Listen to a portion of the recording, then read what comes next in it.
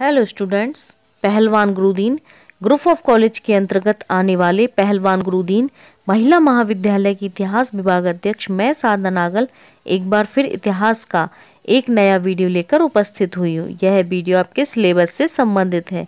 Video को like और share जरूर करें। अपनी स्टडी को नियमित रखने के लिए पहलवान गुरुदीन के यूट्यूब चैनल को सब्सक्राइब करें और बेल आइकन दबाएं ताकि आपको नए वीडियो की नोटिफिकेशन मिलती रहे। इस वीडियो में मैं आपको स्वामी दयानंद सरस्वती और आर्य समाज के बारे में बताऊंगी। स्वामी दयानंद सरस्वती और आर्य समाज जीवन परिचय। आर्य समाज की स्थापना स्वामी दयानंद ने 1875 ईस्वी में बंबई में की थी। इसका 19वीं शताब्दी के धार्मिक तथा सामाजिक सुधार आंदोलनों में महत्वपूर्ण स्थान है।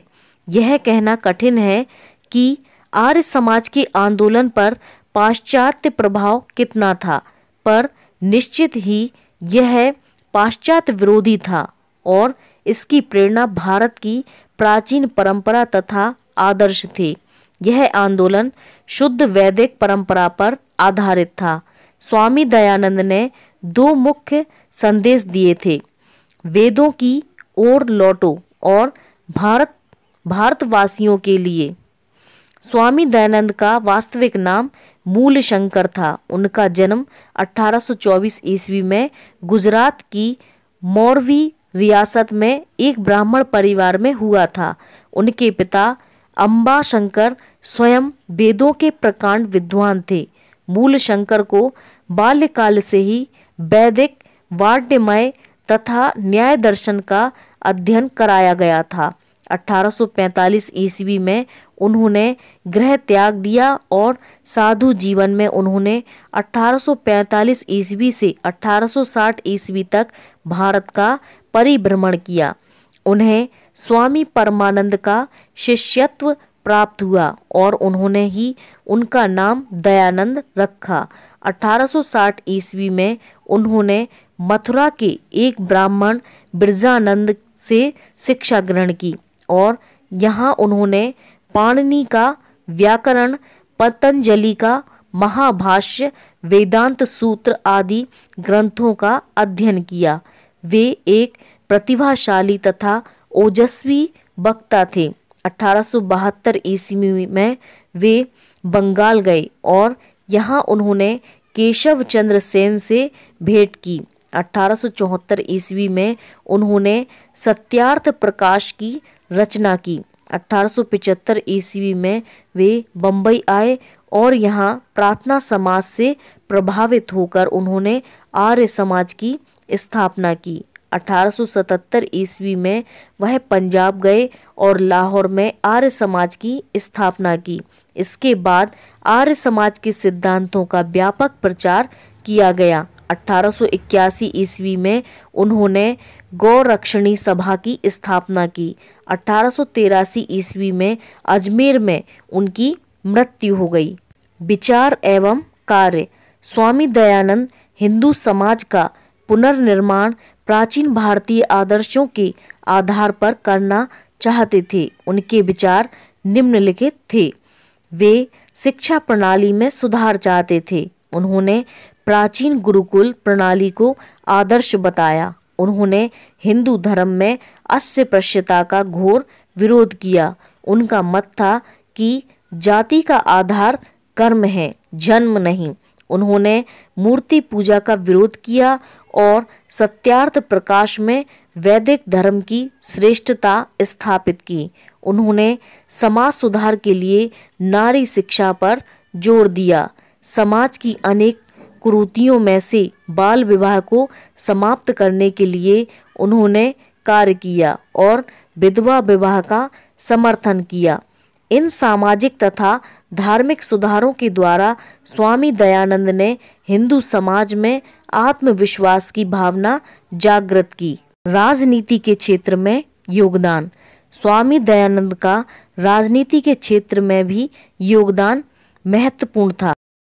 उन्होंने स्वराज का समर्थन किया क्योंकि जैसा उन्होंने सत्यार्थ प्रकाश में लिखा, विदेशी राज कितना भी अच्छा क्यों ना हो, वह स्वराज का स्थान कभी नहीं ले सकता।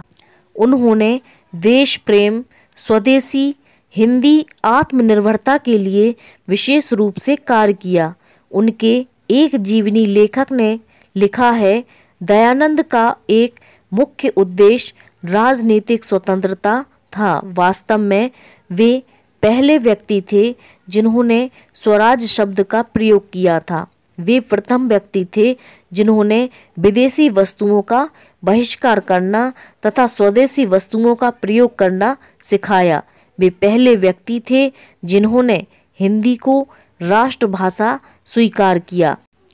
राष्ट्रीय आंदोलन के अनेक नेता बाल गंगाधर तिलक, लाजपत राय, गोपाल कृष्ण गोखले आर्य समाज से प्रभावित थे। वास्तव में आर्य समाज के आंदोलन में राष्ट्रीय भावना की तीव्रता थी और इससे भारतीय राष्ट्रीयता के निर्माण में सहायता मिली। डॉक्टर रमेश चंद्र मजूमदार लिखते हैं, आर्य समाज आरंभ से ही उग्रवादी संप्रदाय था। उसका मुख्य स्रोत राष्ट्रीयता थी। स्वामी दयानंद ने अंतर्राष्ट्रीय पक्ष की भी उपेक्षा नहीं की थी। उन्होंने भारत में अदम्य राष्ट्रीयता जागृत की, लेकिन उनके संदेश विश्व के समस्त मानव समाज के लिए थे। उन्होंने सारे संसार को वेद का यही संदेश दिया, संसार के सारे लोग सुखी होवे, सबका कल्याण होवे, कोई भी रोगी और दुखी ना रहे, सर्वे भवन्तु सुखिना, सर्वे सन्तु निरामया, सर्वे भद्राणि पश्यन्तु, माँ कश्चित दुख भाग भवेत। एमर्सन ने लिखा है, यह स्वीकार करना पड़ेगा कि भारत के सांस्कृतिक व राष्ट्रीय नव जागरण के लिए स्वामी दयानंद का स्थान महत्वपूर्ण है। उनकी मान्यताओं और सिद्धांतों ने तो एक बार हीन भाव से ग्रस्त इस जाति को अपूर्व उत्साह से भर दिया था। धार्मिक सिद्धांत। स्वामी दयानंद ने आर्य समाज के धार्मिक सिद्धांतों का वर्णन सत्यार्थ प्रकाश में किया है। ये सिद्धांत निम्नलिखित हैं। वेद ईश्वरीय हैं और समस्त ज्ञान का स्रोत हैं। वेदों का अध्ययन आर्यों का परम धर्म है। ईश्वर निर्गुण, निराकार, सर्वशक्तिमान और सृष्टिकर्ता है। सत्य को ग्रहण करना चाहिए और असत्य का त्याग करना चाहिए। अविद्या का नाश और विद्या का संवर्धन करना चाहिए। संसार का उपकार करना आर्य लोगों का मुख्य उद्देश्य है। सार्वजनिक हित के विरुद्ध कोई कार्य नहीं करना चाहिए। सबकी उन्नति में ही अपनी उन्नति समझना चाहिए। स्वामी दयानंद को कर्मवाद में विश्वास था। वे पुनर्जन्म में भी विश्वास रखते थे। जीवन का उद्देश्य मोक्ष प्राप्त करना है। मोक्ष ज्ञान, नैतिकता, ब्रह्मचर्य, सत्संग, विचारों की शुद्धता तथा पुण्य कर्मों से प्राप्त होता है। उन्होंने यज्ञों को पुनः प्रचलित किया क्योंकि यज्ञ प्राणी मात्र के लिए कल्याणकारी थे, लेकिन उन्होंने कर्मकांड, अंधविश्वास और रूढ़िवादिता का विरोध किया। उन्होंने मूर्ति पूजा, अनुष्ठानों, श्राद्ध, तीर्थ यात्राओं का विरोध किया। उनका नारा था, वेदों की ओर वापस चलो। उनका विश्वास था कि वेदों की पुनर्स्थापना से हिंदू धर्म कुरीतियों से मुक्त हो जाएगा। सामाजिक कार्य। स्वामी दयानंद ने पुरोहितवाद का विरोध किया। उन्होंने ब्राह्मण की सर्वोच्चता का खंडन किया। उन्होंने कहा कि प्रत्येक व्यक्ति को वेदों का अध्ययन करने तथा मोक्ष पाने का अधिकार है।